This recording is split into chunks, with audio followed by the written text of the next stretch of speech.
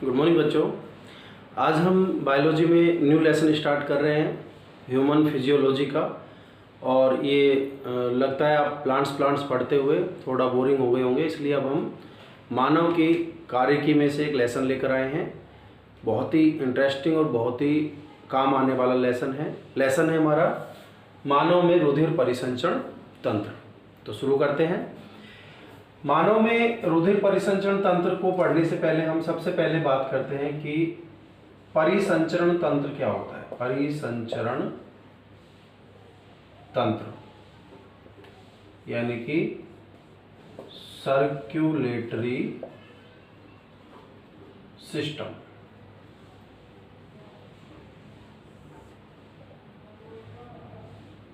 ठीक है, तो सर्कुलेटरी सिस्टम क्या होता है बच्चों?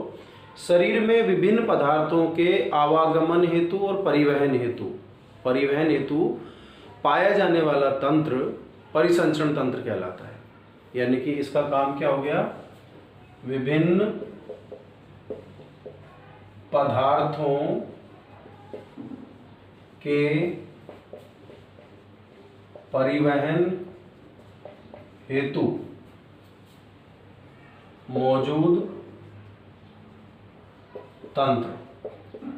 तो विभिन्न पदार्थों के परिवहन हेतु शरीर में जो तंत्र मौजूद है उसे परिसंचरण तंत्र कहते हैं। अब इसमें भी एक लसिका तंत्र होता है और एक रुधिर परिसंचरण तंत्र होता है। इस लेसन में हम केवल रुधिर परिसंचरण तंत्र के बारे में विस्तृत पढ़ेंगे। तो रुधिर परिसंचरण तंत्र में रुधिर के द्वारा पदार्थों का परिवहन होता है। और इस परिसंचरण तंत्र का अध्ययन करने पर विज्ञान की एक शाखा का उद्भव होता है जिसको बोलते हैं एंजियोलॉजी। तो एंजियोलॉजी जीव विज्ञान की वह शाखा है जिसमें रुधिर परिसंचरण तंत्र का अध्ययन किया जाता है। यानी कि इसमें हम रुधिर को ऐड कर दें तो रुधिर परिसंचरण तंत्र के अध्ययन को क्या बोलते हैं बच्चों? एंजियोलॉजी। और इसके जो जनक कहे जाते हैं वह विलियम हार्वे को एंजियोलॉजी का जनक कहते हैं।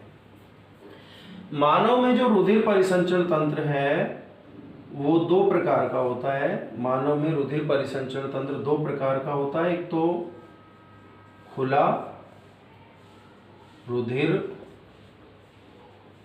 परिसंचरण तंत्र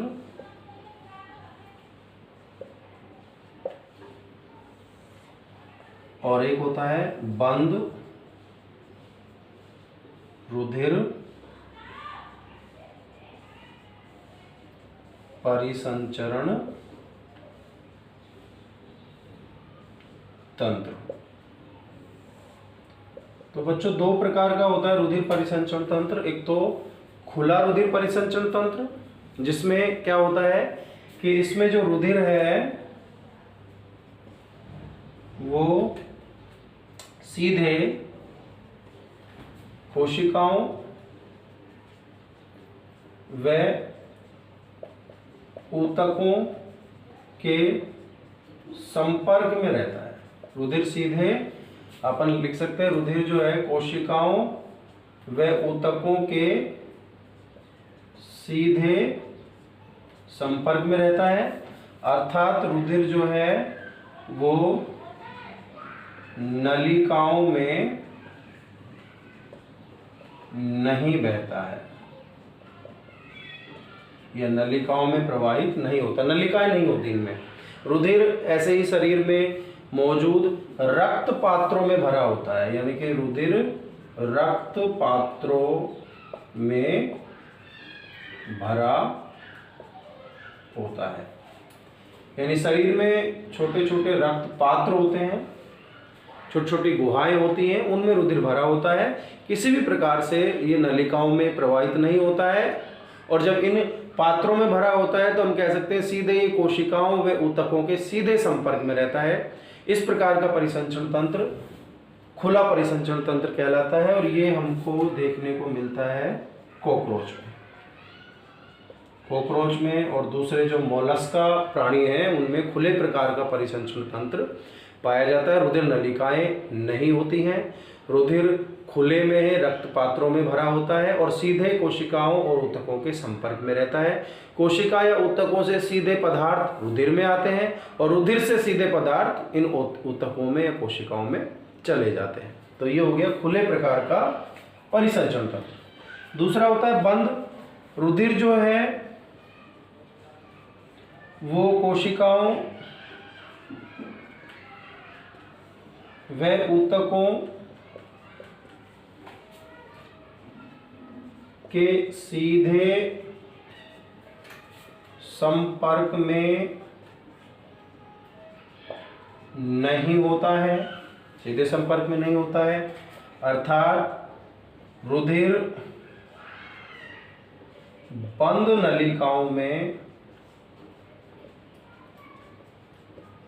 बहता है। रुधिर बंद नलिकाओं में बहता है, अर्थात सीधे रुधिर जो है ऊतकों के संपर्क में नहीं रहता, नलिकाओं में बहता है, धमनियों में, सिराओं में, इनमें रुधिर बहता है। तो ये हो गया बंद प्रकार का रुधिर परिसंचरण तंत्र। और मनुष्य में यानी हमारे अंदर भी जो रुधिर परिसंचरण तंत्र है, स्तनधारियों में जो रुधिर परिसंचरण तंत्र है वो किस प्रकार का होता है बच्चों? वो होता है बंद प्रकार। तो ये हो गया बंद परिसंचरण तंत्र, जिसमें रुधिर नलिकाओं में, बंद नलिकाओं में बहता है, और खुला परिसंचरण तंत्र जिसमें रुधिर नलिकाओं में न बहकर रक्त पात्रों में, खुले में भरा होता है। एंजियोलॉजी परिसंचरण तंत्र के अध्ययन को कहते हैं। विलियम हार्वे इसके जनक हैं। और परिसंचरण तंत्र का मतलब होता है ऐसा तंत्र जो विभिन्न पदार्थों के परिवहन के लिए पाया जाता है। अब बच्चों हम बात करते हैं रुधिर परिसंचरण तंत्र जो है इसके घटक कौन कौन से होते हैं, यानी किन किन चीजों से मिलकर बना होता है। तो इसके अंदर जो घटक है बच्चों वो 3 घटक होते हैं। रुधिर परिसंचरण तंत्र के जो घटक हैं वो कितने होते हैं? 3 घटक हैं। सबसे पहला जो घटक है वो है रुधिर यानी ब्लड। दूसरा जो घटक है वो है रुधिर वाहिनियां यानी ब्लड वेसल्स। इसमें धमनियां और शिराएं सम्मिलित हैं। तीसरा जो घटक है वो है हृदय यानी हार्ट। तो इस तरह से बच्चों ये 3 घटक मिलकर रुधिर परिसंचरण तंत्र का निर्माण करते हैं। तो सबसे पहले हम बात कर लेते हैं रुधिर की। तो रुधिर के बारे में हम क्या क्या जानते हैं, अपनी थोड़ी नॉलेज को अपन बढ़ाएं। तो सबसे पहली बात तो रुधिर जो है इसका निर्माण कहाँ होता है बच्चों? रुधिर का निर्माण होता है अस्थि मज्जा में। कहाँ होता है? अस्थि मज्जा के अंदर। हमारा जो अस्थि मज्जा है यानी कि अस्थियों, जो बड़ी अस्थियां हैं जैसे पैर की जांघ की फीमर है, अपनी जो कशेरुक दंड है, तो बड़ी अस्थियां जो होती हैं उनके अंदर एक गुहा होती है, खोखली गुहा होती है, और उस गुहा के अंदर बच्चों एक मज्जा भरा होता है जिसको अस्थि मज्जा कहते हैं। इसी में ही रुधिर का निर्माण होता है। तो रुधिर का निर्माण होता है अस्थि मज्जा में यानी बोन मैरो में। और इसके जो निर्माण की प्रक्रिया है वो भ्रूण अवस्था में, यानी कि भ्रूणावस्था, जब वो भ्रूण अवस्था में होता है बच्चा माता के गर्भ में, उस समय जब हड्डियां नहीं बनी होती, अस्थियां बनी नहीं होती हैं, तो भ्रूण अवस्था में इसका निर्माण होता है यकृत के अंदर। इसके अंदर यकृत में यानी लीवर में इसका निर्माण होता है रुधिर का। रुधिर का संचय बच्चों, रुधिर का जो संचय है वो प्लीहा में होता है, इसलिए प्लीहा को ब्लड बैंक भी कहते हैं। क्या बोलते हैं? प्लीहा को ब्लड बैंक कहते हैं। तो इससे निर्माण हो गया इसके निर्माण की प्रक्रिया को बोलते हैं हीमेटोपोएसिस। हीमेटोपोएसिस इसके निर्माण की प्रक्रिया को बोलते हैं, जबकि रुधिर के अध्ययन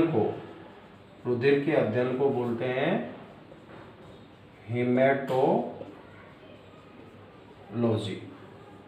यानी रुधिर का जब हम अध्ययन करते हैं तो जीव विज्ञान की उस शाखा को क्या बोलते हैं बच्चों? हीमेटोलॉजी। तो रुधिर के बारे में जो शुरुआती जानकारी है यहाँ हमने लिखी है, और इसके बारे में हम और भी ज़्यादा विस्तृत रूप से आगे पढ़ेंगे।